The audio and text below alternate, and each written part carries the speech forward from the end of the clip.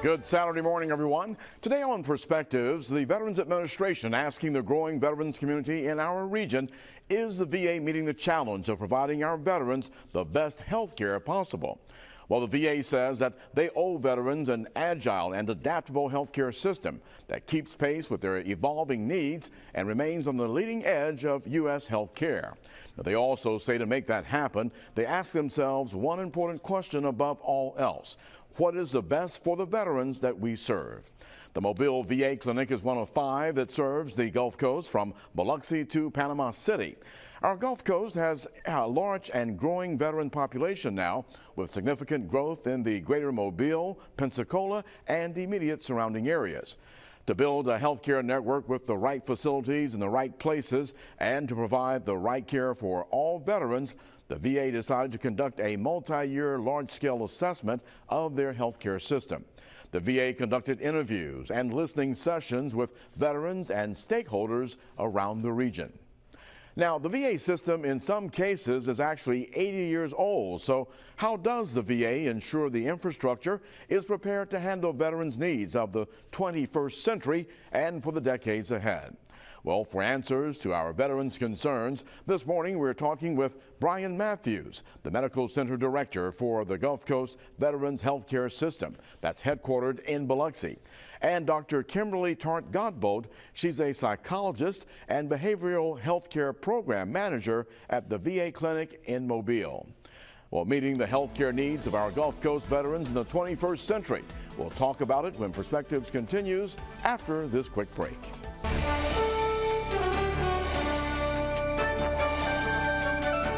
This morning, we're talking with Director Matthews, Brian Matthews, in fact, from the Veterans Administration Hospital in Biloxi. We thank you for joining us this morning.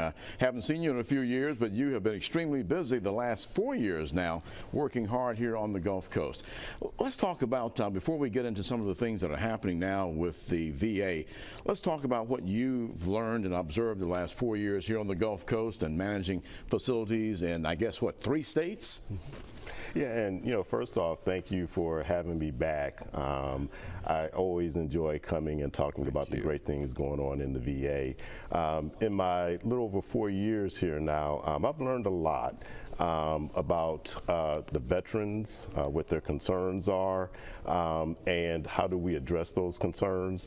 And it's just been a great experience. We have wonderful veterans here, wonderful employees, and just a wonderful community that supports us. You know, you yourself are a veteran, and your resume was incredible when it was shared with us about what you had accomplished at your previous assignments.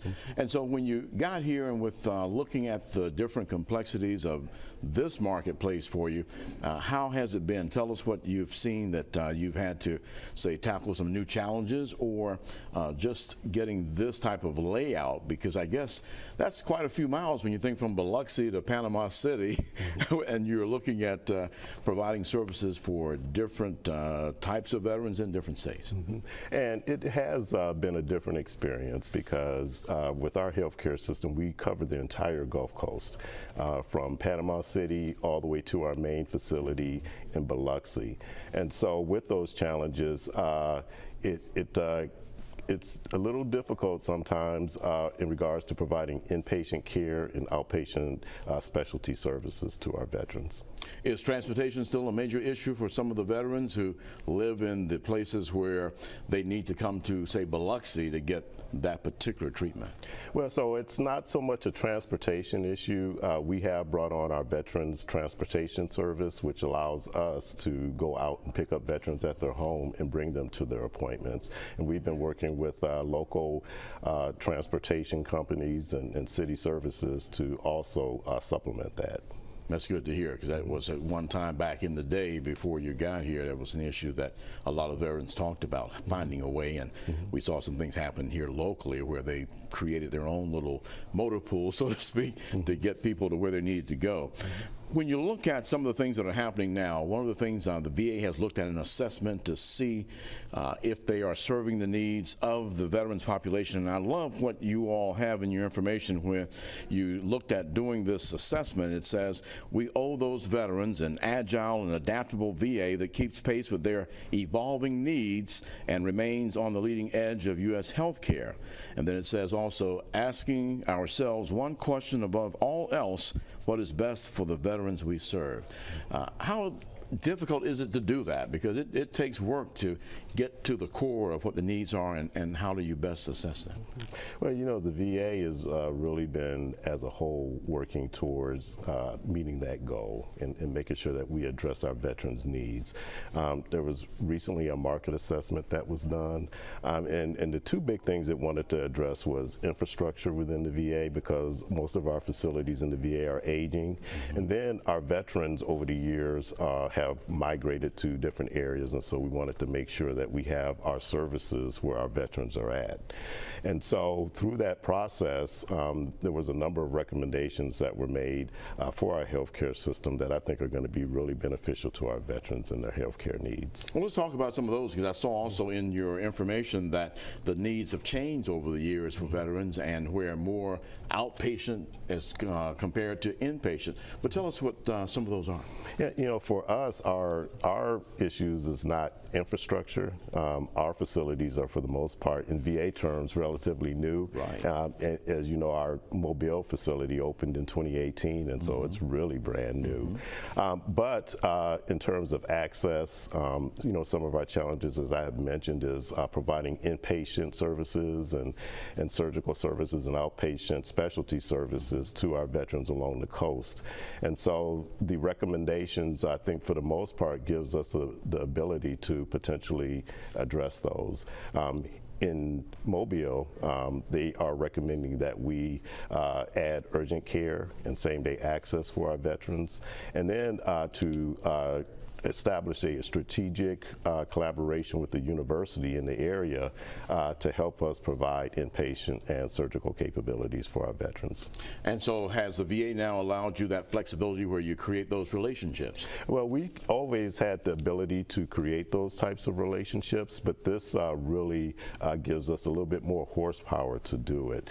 And so this is the early part of the process, and it has to go through the Air Commission over the next year, and then final recommendations will be made to the President and Congress. And so we're still a little ways out before we can actually get information on if the recommendations were approved, and when we can start to move forward with those recommendations. And I saw in your assessment that one of the things about our region here is that it's a growing population of veterans. Is that from people migrating to the South for retirement, or just, of course, more people serving from this part of the region? I think it's a combination of all of those things. For our market, we're the fourth fastest growing market in the VA, and along the Gulf Coast, it's just amazing what the growth is, and so we're very excited about that. Yeah, you're in a couple, actually I say more than a couple, retirement hotspots, the Mississippi area, Gulf Coast, and of course here in Southwest Alabama, and then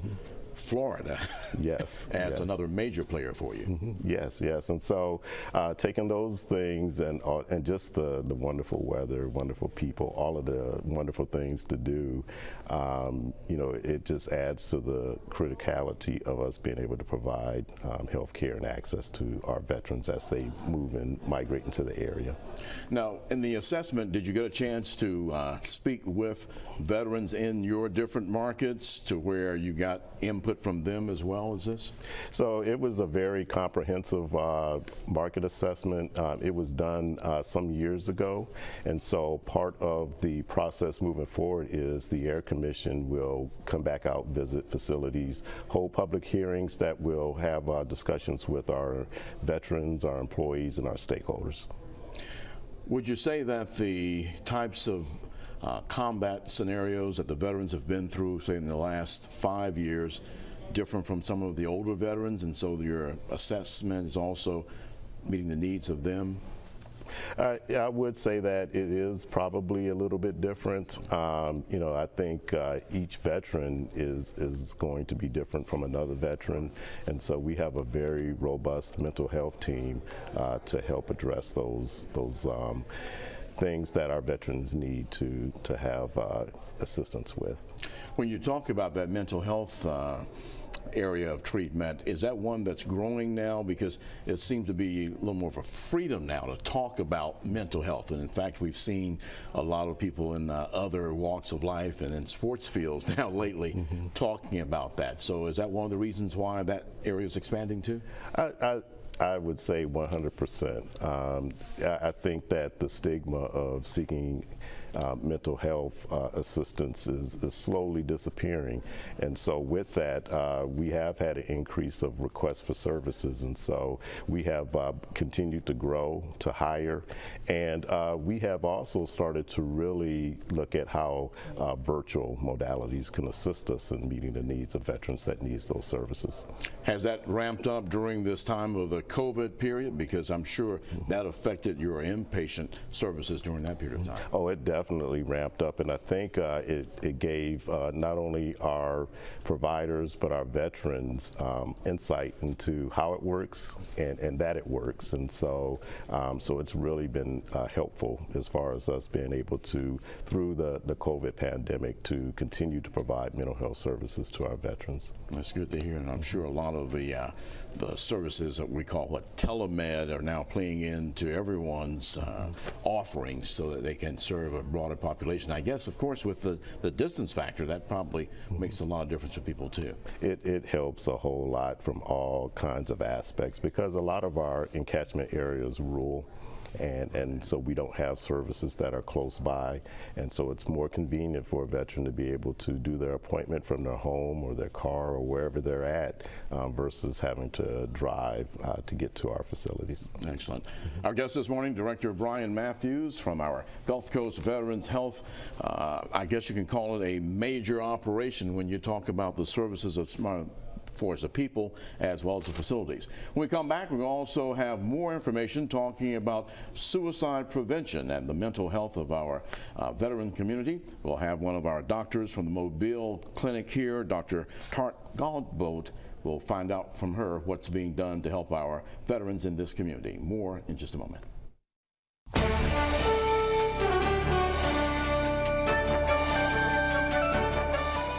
And welcome back to Perspectives this morning. We're talking about veterans benefits and veterans health this morning. Our guest now joining us with Director Brian Matthews as well is Dr. Kimberly Tart Godbolt. She is a psychologist and behavioral health program manager at the Mobile Clinic. We thank you for joining us this morning with Director Matthews this morning. Very important to talk about these veterans programs. And Dr. Tara Godbolt, well, it's going to allow us to call her Dr. TG, which all of her clients and patients at the clinic call her affectionately, and we thank you for sharing this morning.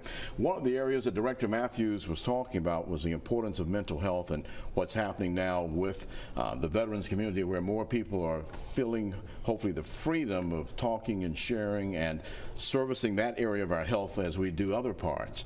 Talk about what's happening at the Mobile Clinic with that area, since you are very actively involved. Absolutely. So over the last few years, and I've been with the Mobile Clinic for, this will be 10 years in June, and we've expanded our mental health team from about, I think we had about 10 folks on that team, to now about 45 mental health providers that work in our clinic.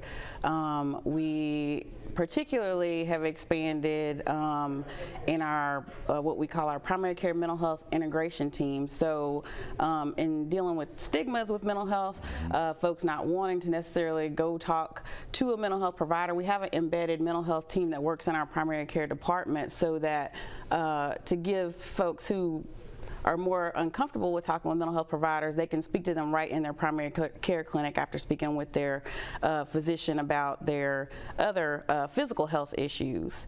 And we've also expanded our suicide prevention team we used to have just 2 people for the whole Gulf Coast VA, and now have 2 leads, and then each of our clinics has its own suicide prevention coordinator available to our veterans. That's good to hear, and seeing the changes and the growth that's happened. Dr. Matthews, when you remember back to your time in the service, was it something that people talked about, their mental health, or even what we are hearing now, people talking about suicide? suicide. Was that something that you ran across back, as you remember, back in your time in the service? Well, that was a little while ago, and no, there was not a lot of discussion about mental health and even seeking out mental health if you felt like it needed. And so this has been a wonderful change. Was it difficult to get it implemented as a major program, or did the powers that be see the need for it? I think everyone saw the need for it, and so the support from our leadership in VA and so on has just really helped us to move forward with erasing that stigma. All right.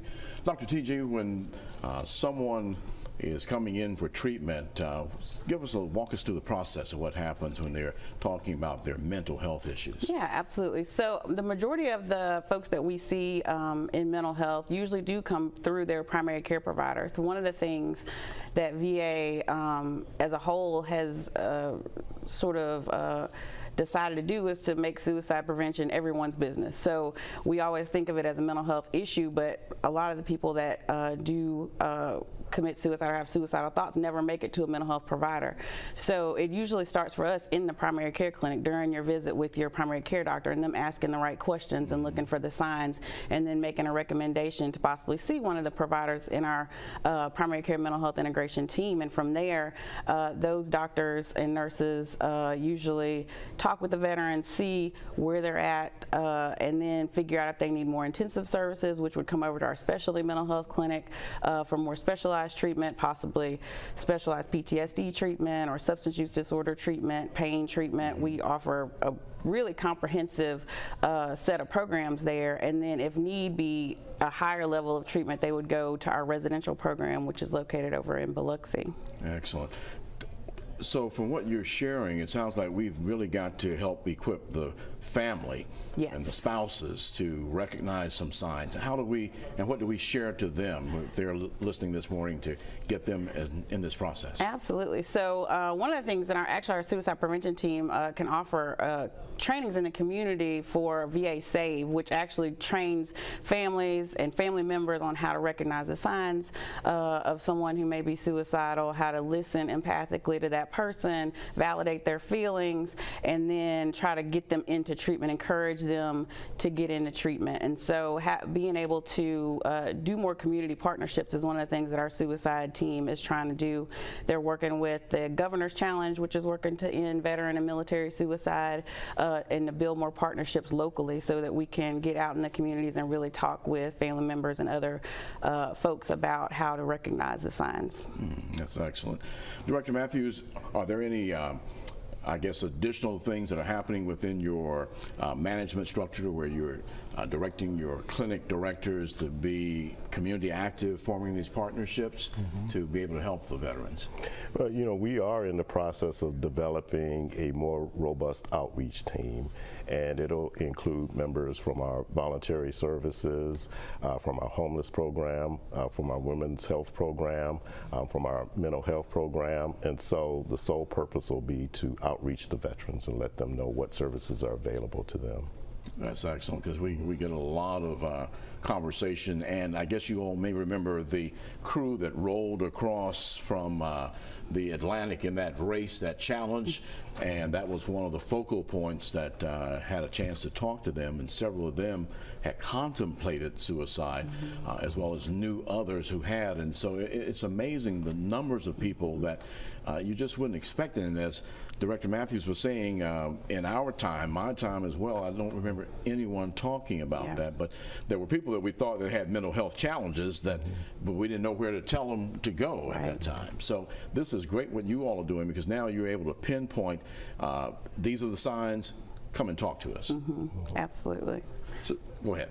I was just going to say, it just has really been great, like Director Matthews said, how much people talk about mental health issues now and how the stigma is sort of going away. And so we just want to be able to be available when folks are ready to come and talk to us and be able to provide them with whatever services and meet them where they're at. And the military establishment is understanding this now, so you aren't feeling that you might be punished or penalized if you do get a checkup. Yes, and you know, we are close to a number of DoD facilities, and we meet and talk with them frequently, and mental health and suicide prevention is always one of the topics that we are collaborating with them on. That's excellent. Leave a message. You've got about 20 seconds to a family person who's listening this morning to tell them what the next step should be. Yes, if you ever, feel like a family member may be having signs of depression, you notice they're isolating more, you notice that they are not acting like themselves, ask the questions. I think the biggest thing that we can do is just ask the questions, because sometimes people may not divulge, and be direct in the questions that you ask. Asking directly, have you had any thoughts of wanting to harm yourself? Have you had any thoughts that you'd rather not be here? Thank you so much, Dr. Kimberly Tart-Godbolt, who we call Dr. TG, and of course, Director Brian Matthews. We thank you both for sharing this morning. Thank you for having us here. And of course, some really important information for you. Many of our veterans feel very isolated, and the VA clinic is there to help. Now, you can make an appointment for any VA clinic on the Gulf Coast by going online to va.gov. The VA clinic is located on Demetropolis Road in West Mobile. It offers both health care and mental health services for our veterans. Now, you can call the main office at 251-219-3900, or if you want to talk to a mental health professional, you can call this number here, 251-219-3918. Well, please join us here next Saturday morning at 9 a.m. again for Perspectives, as we discuss some important issues as well as seeking solutions. I'm Eric Reynolds. Have a great week ahead.